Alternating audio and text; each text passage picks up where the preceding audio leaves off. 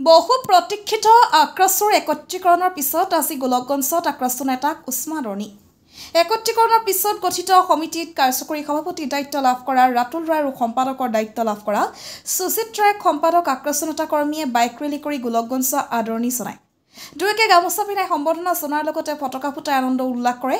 অহা 2026 বিধানসভা নিৰ্বাচনৰ পূৰ্বে কুচাচপংখীক জনজাতিকৰণ নকৰিলে চৰকাৰক উফলাই পেলোৱাৰ সকিয়নি দিয়ে। যোৱাকালি বঙাইগাঁও পাব্লিক লাইব্ৰেৰীত সদৌ কুচাচপংখী ছাত্ৰ সন্থা চমুকৈ আক্ৰাছৰ নৱগঠিত কেন্দ্ৰীয় সমিতিৰ শপত গ্ৰহণ অনুষ্ঠিত হয়।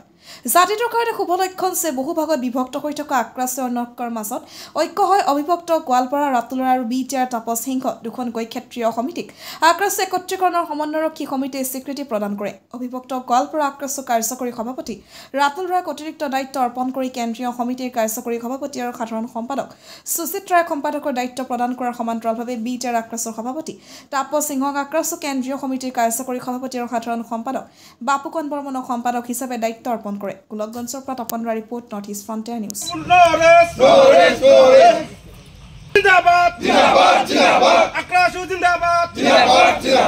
আজি আমাৰ কুচাচপংখী জনগোষ্ঠীৰ কাৰণে খুব অত্যন্ত সুখী দিন যে 29 তাৰিখৰ আক্ৰাছৰ প্ৰতিষ্ঠা দিৱসৰ লগত সংগতি ৰাখি বা আমাৰ প্ৰতিনিধি সভা হৈছিল।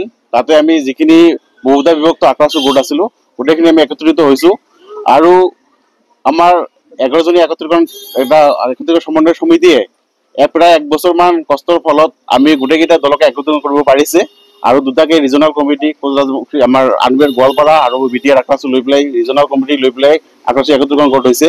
আমি অত্যন্ত সুখী যে এটা ফ্লেগৰ তলত এটা জাতি আমি জাতিৰ হকে মাত মাতি যাম আৰু অনাগত দিনত আমাৰ যিখিনি ন্যায্য প্ৰাপ্তি আছে ন্যায্য আমাৰ জ্বলন্ত সমস্যাবিলাক আছে আমি একেটা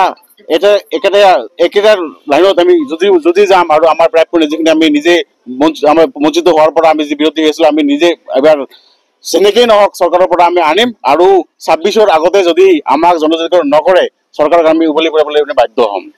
এতিয়া আমিতো অলৰেডি মিলিয়ে গৈছে, যেতিয়া কেন্দ্ৰ মিলিছে তেতিয়া আমাৰ ডিষ্ট্ৰিক্টবিলাকো মিলিব।